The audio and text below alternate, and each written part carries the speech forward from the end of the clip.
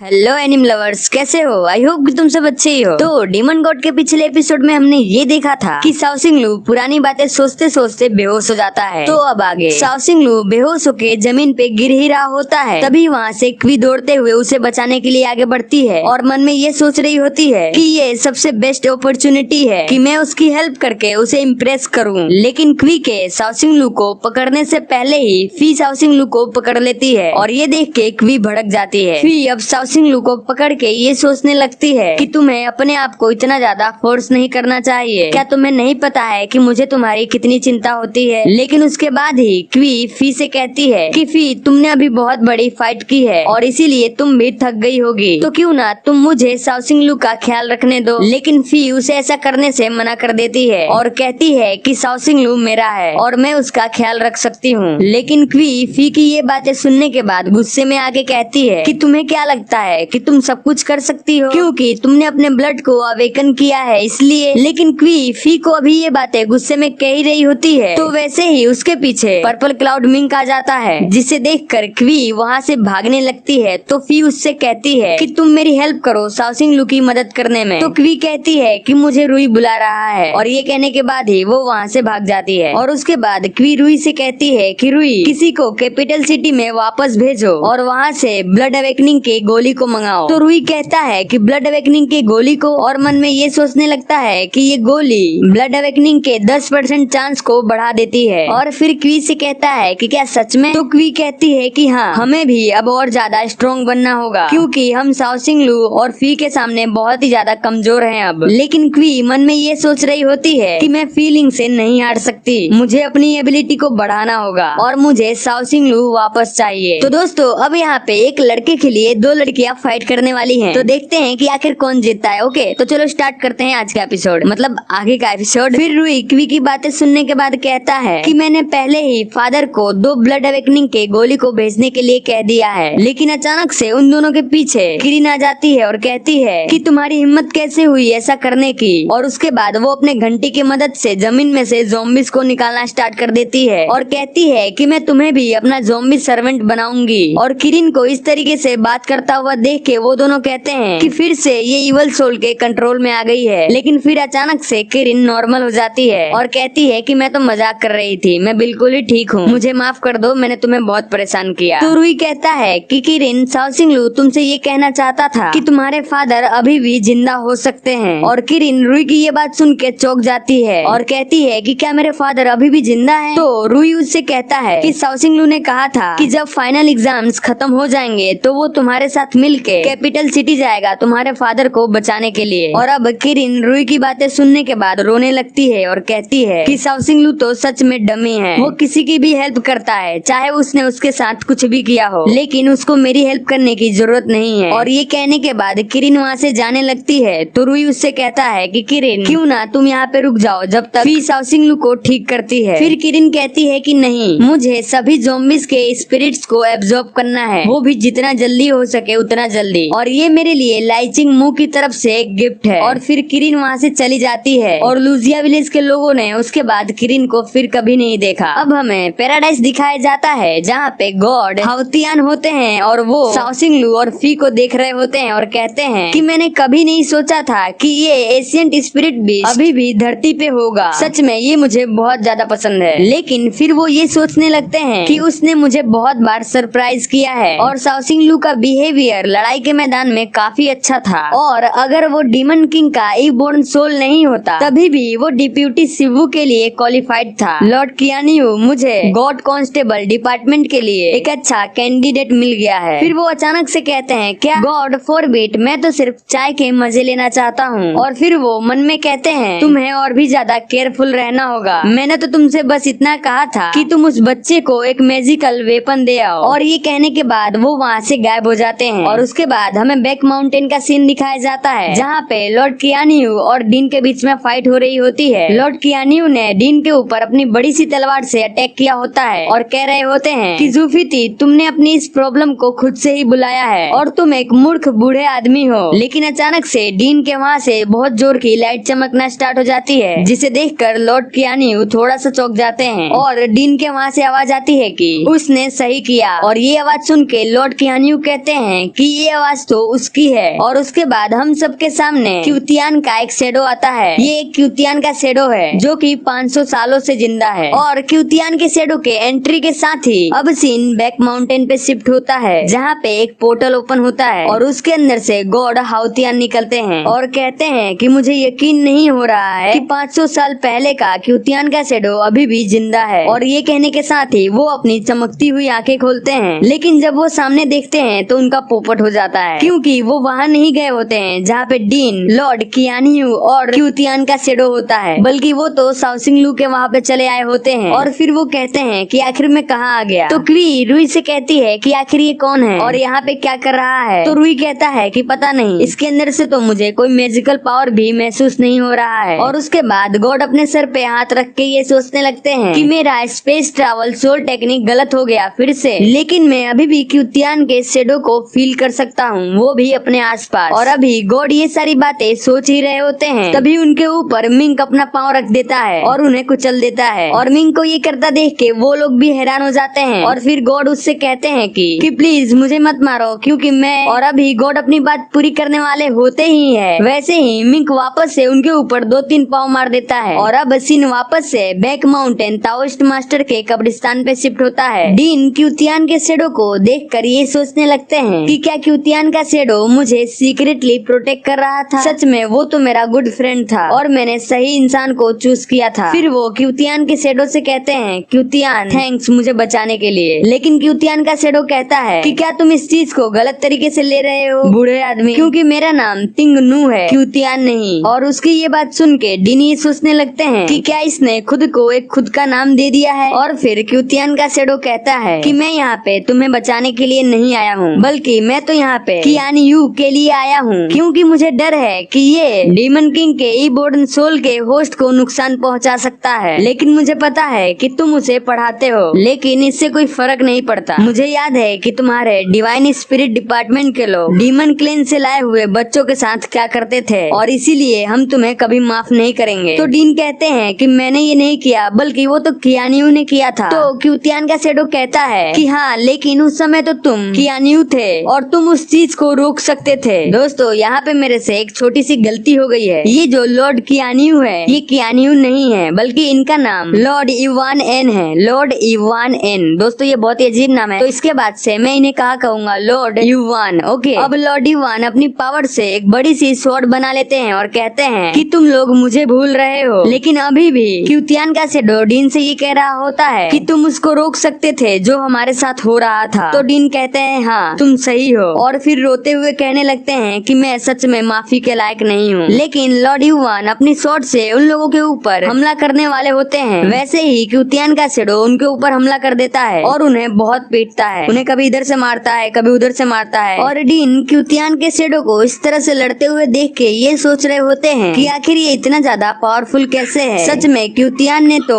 बहुत ही powerful shadows को बनाया था, लेकिन मुझे ये समझ नहीं आ रहा है कि आखिर ये 500 सालों से शांत क्यों था। लेकिन सच में क्यूतियान अभी भी बहुत ज्यादा प्रभावशाली है और इस बात में भी कोई शक नहीं है कि वो सबसे बेस्ट फाइटर था उसके टाइम का। वही एक था जो कि डीमन किंग के लेवल 10 पे था उन तीनों ही दुनियाओं में। और फिर लॉर्ड इवान क्यूतियान के शेडो से मार खाने के बाद ये सोचने लगते हैं कि मैंने कई सालों से बहुत ज्यादा प्रैक्टिस की है, लेकिन फिर भी मैं इस शेडो से हार कैसे रहा हूँ। आखिर ये इतना स्ट्रॉन्ग कैसे है। उसके पास जो पावर थी मैं उसको अपना पावर बनाना चाहता था, लेकिन फिर भी वो मेरी नहीं बनी। और उसके पास वो पावर होने के बावजूद वो उस पावर्स की कोई भी केयर नहीं करता था, बल्कि वो तो उन मासूम जिंदगियों को बचाना चाहता था। उसको वो महंगी चीज बहुत ही आसानी से मिल गई। क्यों? आखिर वो चीज उसे ही दी गई। जब मैं छोटा था तब डीन ने मुझसे कहा था कि डिवाइन स्पिरिट डिपार्टमेंट ने ये डिसाइड किया है कि नंबर 1 पे वो ईबोर्न सोल का ट्रीटमेंट करेंगे, यानी कि उस पे एक्सपेरिमेंट करेंगे और उसके बाद तुम उसके बैकअप हो। लेकिन आखिर क्यों? मैं ही आखिर क्यों? मुझे पहले क्यों नहीं चुना गया? और आखिर ये किस प्रकार का क्रिएचर है? और ये कहने के बाद लॉर्ड इवान क्यूतियान के शेडो पे अटैक करते हैं, लेकिन क्यूतियान का शेडो अपने आयरन बार से उनके ऊपर अटैक करने ही वाला होता है। तभी उन सभी को आवाज सुनाई देती है कि लड़ाई रोको। और ये आवाज सुन के सभी समझ जाते हैं कि वो आवाज किसी और की नहीं बल्कि लॉर्ड हाउतियान की है। और फिर लॉर्ड हाउतियान कहते हैं कि शेडो, अगर तुमने इस दुनिया में किसी को भी मारा या फिर इमोर्टल क्लेन के किसी भी व्यक्ति को मारा तो मैं यहाँ पे मौजूद ईबोर्न सोल के होस्ट को पनिश करूंगा। और उसके बाद यहाँ पे हमें दिखाया जाता है कि लॉर्ड हाउतियान ने अपने एक हाथ से मिंग के पाँव को रोक दिया होता है। और